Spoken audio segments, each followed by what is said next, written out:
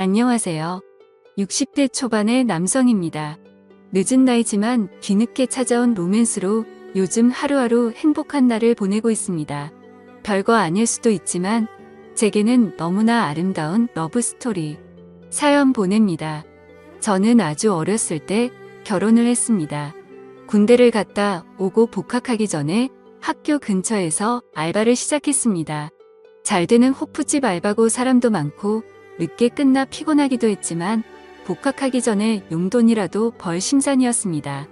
호프집 규모가 다소 컸기 때문에 아르바이트생도 몇 명 있었는데 그 중에 눈에 들어오던 여자가 있었습니다. 그렇게 예쁘게 생기지는 않았고 약간 통통했지만 힘든 일에도 불구하고 항상 웃음을 잃지 않는 여자였습니다. 처음에는 외모가 제 스타일이 아니라서 마음에 들지 않았는데 그녀의 밝은 성격과 해맑은 미소에 점점 마음을 빼앗겼고 저는 그녀를 좋아하기 시작했습니다. 처음에는 그냥 아르바이트 동료로 대화도 몇 마디 나누고 다른 동료들과 술자리에서 티 안 나게 그녀를 챙겨주면서 제 마음을 표현했습니다. 그러다 복학할 때가 되어 아르바이트를 그만두기 며칠 전 그녀에게 고백을 했고 그녀와 사귀게 되었습니다.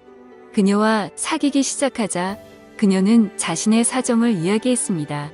아버지는 어렸을 때 돌아가시고 어머니랑 둘이 살았었는데 1년 전쯤에 암으로 하늘나라에 가셨다고 합니다.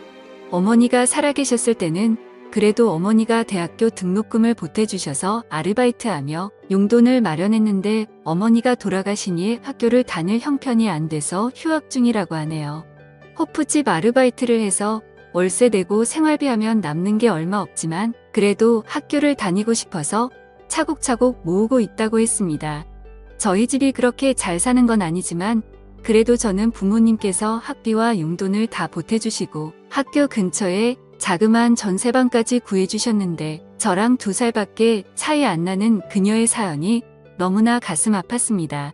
저는 그녀의 월세라도 아끼고자 살림을 합치자고 제안했고 처음엔 거절하던 그녀도 몇 번의 제안에 결국 수락하고 동거를 시작했습니다. 동거를 하고 나자 그녀가 훨씬 더 좋아지기 시작했습니다. 그녀는 낮에는 식당에서 밤에는 호프집에서 힘든 아르바이트를 했지만 자기보다는 저를 먼저 생각해 주었습니다. 제가 공부하느라 힘들다며 바쁜 와중에도 맛있는 요리도 해주고 깔끔한 성격이라 정리정돈도 잘해서 집안은 늘 깨끗했습니다. 20대의 열정적인 남녀인지라 서로 시도 때도 없이 만나서 데이트를 즐겼습니다. 저는 군대 가기 전에 몇 번의 연애를 한 경험이 있었는데 그녀는 제가 처음 만난 연애 상대였습니다. 그렇게 몇 달을 행복한 시간을 보내다 우리에게 시련이 왔습니다. 어느 날 혼자서 끙끙 앓던 그녀는 울면서 저에게 임신인 것 같다며 고민을 털어놨고 테스트기를 사서 확인한 결과 임신이었습니다. 그 당시 저도 어렸고 아직 졸업을 하려면 1년 이상 남은 때라서 눈앞이 캄캄했습니다. 그러면 안 됐었는데 임신 사실을 알게 되었을 때 제 표정이 너무 심각했나 봅니다. 그녀는 저의 모습에 너무나 슬퍼했고 다음날 수술을 한다고 하더군요. 그녀의 입에서 수술이란 단어가 나오자 그때서야 정신이 들었고 제가 어떻게 해서든 방법을 구해볼 테니 수술은 절대 하지 말고 기다려달라고 했습니다. 저의 진심 어린 사과에 그녀도 마음이 풀렸는지 행복한 미소를 보였고 갑자기 딸기가 먹고 싶다 해서 딸기를 사와 같이 먹었습니다. 며칠간 고민을 하다가 어쩔 수 없이 부모님께 사실대로 말씀드렸어요. 저희 부모님도 처음에는 노발대발하시더니 다른 집 귀중한 자식에게 몸에 칼을 댈 수 없고 수술을 하는 건 살인과도 같다며 우선 그녀와 함께 집에 오라고 했습니다. 부모님께 심한 꾸중을 들을 거라는 예상과는 달리 부모님은 그녀에게 우리 아가 하며 정말 잘해주셨고 부모님의 도움을 받아 좀 더 큰 곳으로 집을 옮기고 무사히 출산을 할 수 있었습니다. 너무나도 예쁜 딸이 우리에게 찾아왔고 나이도 어리고 서툴렀지만 딸을 키우며 행복한 시간을 보냈습니다. 아내는 임신하고 출산하고 하느라 본인도 힘들었을 텐데 항상 제가 공부를 할 수 있게 배려해 주었고 저는 딸이 돌이 될 때쯤 남들도 부러워할 대기업에 취직을 했습니다. 딸도 건강하게 잘 자랐고 아이가 초등학생이 되어 손이 덜 가게 되자 아내는 출산과 육아로 포기했던 학업을 다시 하기를 바랐고 방통대에 진학하여 학업도 병행했습니다. 집안일, 육아, 학업 모두 열심히 하는 아내가 정말 사랑스러웠고 졸업을 1년 남긴 어느 날이었습니다. 아내의 안색이 좋지 않아서 걱정을 했지만 많은 일들을 하느라 힘이 들어서 그런 줄 알았는데 혹시나 하는 건강검진에 아내는 유방암 3기를 진단받았습니다. 정말 천사 같고 열심히 살았던 아내였는데 왜 이런 일이 생겼는지 하늘이 원망스러웠습니다. 아내는 수술, 방사선 치료, 항암 치료를 잘 견뎌내고 그 와중에 방통대도 졸업했습니다. 하지만 졸업 후 아내의 상태가 급격히 안 좋아지더니 결국 하늘나라로 갔습니다. 저는 정말 죽고 싶은 심정이었고 한동안 폐인으로 살았습니다. 그때는 딸도 제 눈에 들어오지 않았습니다. 그러길 몇 달 결국 저는 정신을 차렸고 어머니의 도움을 받아 아이를 키우면서 일에만 몰두하며 지냈습니다. 아이가 고등학생이 되었을 때 회사에 사직서를 제출하고 작지만 제 회사를 차렸습니다. 그때부터 제 머릿속에는 딸과 회사밖에 없었습니다. 그렇게 10여 년이 흘렀고 회사는 안정 수준으로 괜찮은 수익이 났고 딸도 좋은 배필을 만나서 결혼을 했습니다. 딸이 결혼하고 나니 갑자기 공허해졌습니다. 딸이 시집가기 전에는 같이 살았었는데 시집가고도 자주 찾아오기는 하지만 퇴근 후 혼자 집에 들어갈 때는 정말 외로움에 사무쳤습니다. 주위에서 돌싱들을 소개해줘서 만나기도 했는데 예쁘고 괜찮은 분들도 있었고 저를 마음에 들어하는 분들도 있었지만 결국에는 제가 마음을 접게 되더군요. 그렇게 1년 정도가 흘렀을 때 마음을 가다듬고자 혼자 제주도 여행을 갔습니다. 제주도를 향하는 비행기 옆 좌석에 40대 중반으로 보이는 아름다운 여성분이 있었습니다. 왠지 어두운 표정의 그녀였지만 너무나 예쁘고 향수 냄새는 아닌데 정말 향기로운 냄새가 났습니다. 저는 옆 좌석에 앉아 있다는 것만으로도 심장이 두근거렸고 첫눈에 반한다는 게 이런 건가 생각했습니다. 하지만 나이 차이도 많이 나는 것 같고 비행기에서 처음 봤는데 말을 걸거나 하면 이상한 사람으로 생각할까봐 그러지도 못했습니다. 제주도에 도착하는 1시간이 너무나 짧게만 느껴졌습니다. 공항을 빠져나올 때 앞에 있는 그녀를 붙잡을까 수없이 망설였지만 결국은 그럴 수 없었습니다. 그냥 짧은 설렘으로 끝낼 수밖에 없었습니다. 혼자 렌트카를 타고 제주도를 여행하기 시작했습니다. 계획을 전혀 짜지 않고 온 여행이라 바닷가를 끼고 도로를 따라가다가 괜찮은 카페나 식당이 있으면 들어갔습니다. 처음 도착한 곳이 함덕해변이었는데 오랜만에 바다를 보니 너무나도 좋았습니다. 카페에 앉아 바다를 보는 것만으로도 힐링이 되었습니다. 근처에 숙소를 잡고 추천하는 레스토랑에 가서 혼자 저녁을 먹으며 와인을 한잔했습니다. 너무나 만족한 식사를 하고 숙소에 와서 쉬는데 혼자 여행이 좋기는 했지만 외롭기는 했습니다. 다음날 전날 갔던 카페에 커피 맛이 생각나 다시 찾았습니다. 아침이라 사람이 많이 없었고 창가에서 바다를 보며 혼자 앉아있는 여자분이 있었습니다. 그 여자분이 고개를 잠시 돌렸을 때 그녀가 비행기에서 제 마음을 설레게 했던 그녀라는 걸 알게 되었고 제 심장은 두근거리기 시작했습니다. 저는 커피를 마시며 그녀가 눈치채지 못하게 그녀를 지켜보았고 그녀는 뒷모습에서도 왠지 쓸쓸함이 느껴졌습니다. 그녀에게 말을 걸어볼까 했지만 저를 기억 못할 것 같아서 망설이는 동안 그녀는 자리에서 일어났고 나가는 길에 눈이 저와 마주쳤는데 그녀도 저를 기억하는지 잠시 멈칫하더니 가볍게 목례를 하고 카페를 나갔습니다.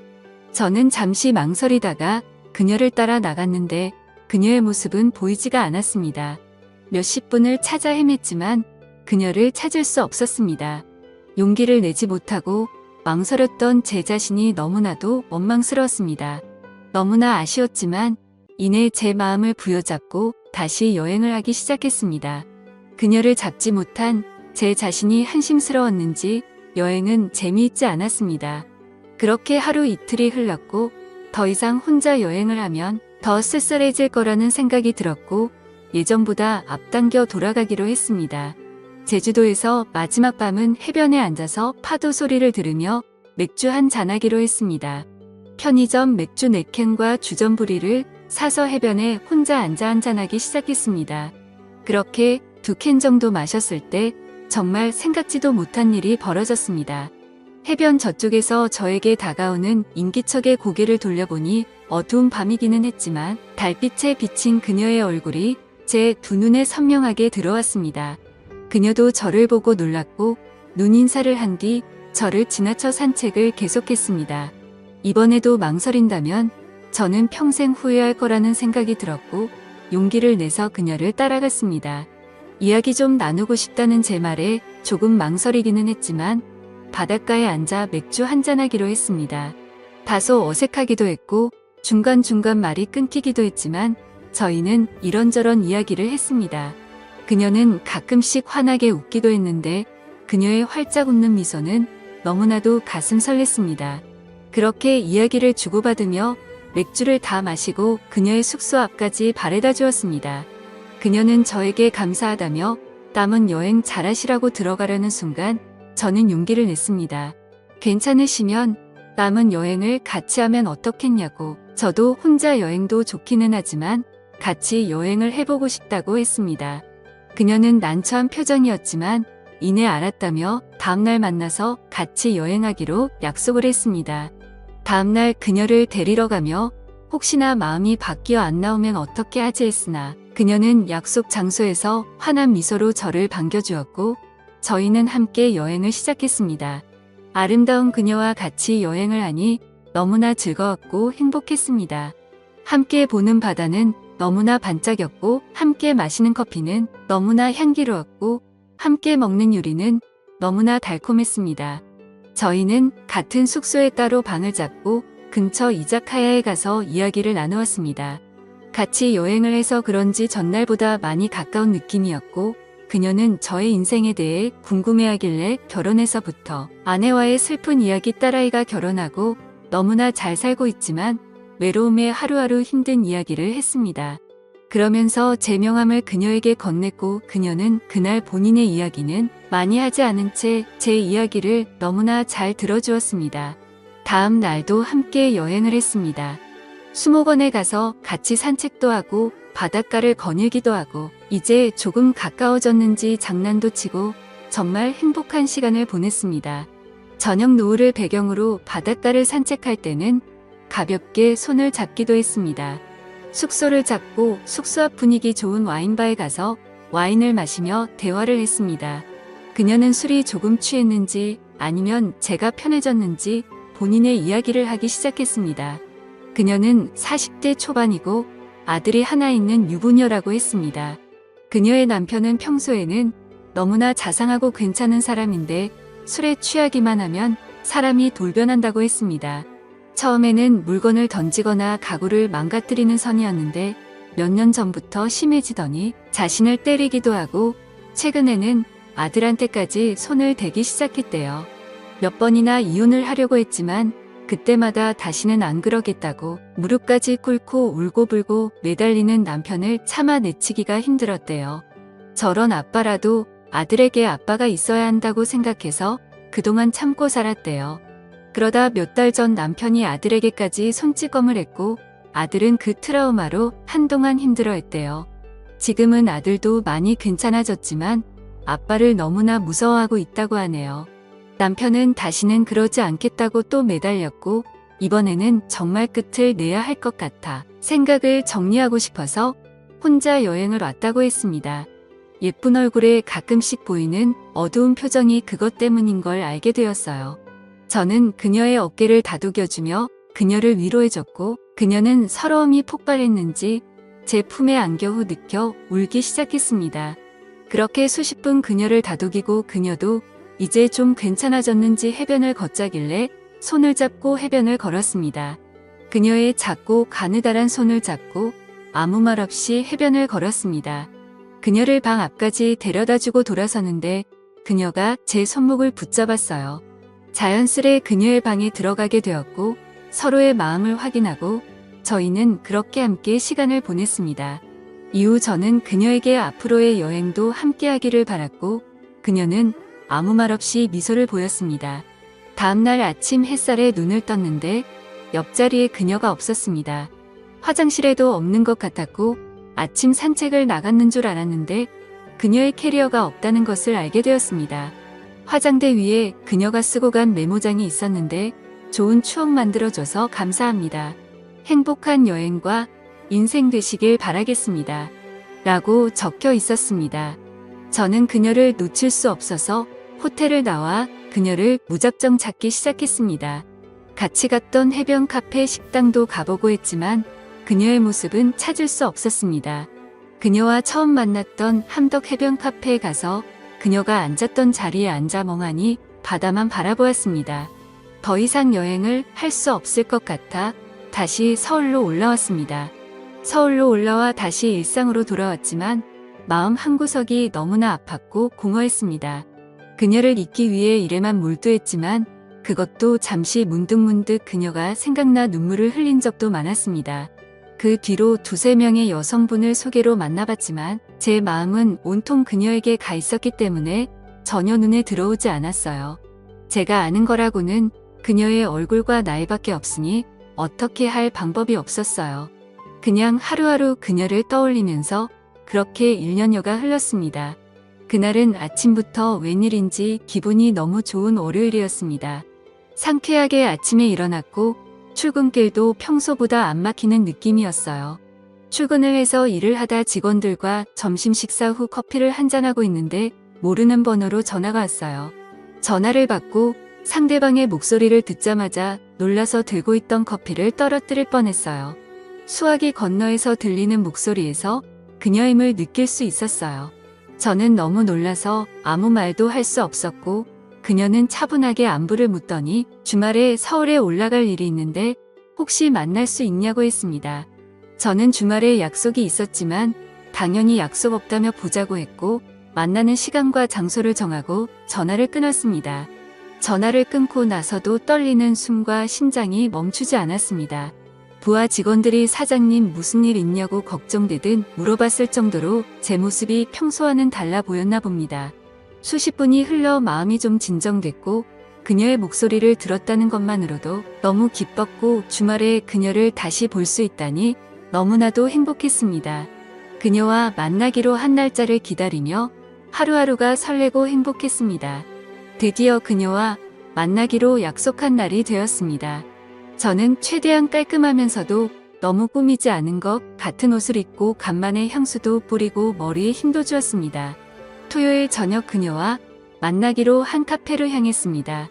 그녀를 빨리 보고 싶다는 생각에 서둘렀는지 약속 시간보다 1시간 전에 도착하였고 카페 문이 열릴 때마다 그녀일까 두근두근했습니다. 그녀는 약속 시간 10분 전에 문을 열고 들어왔고 그녀의 모습은 너무나 눈부셨습니다.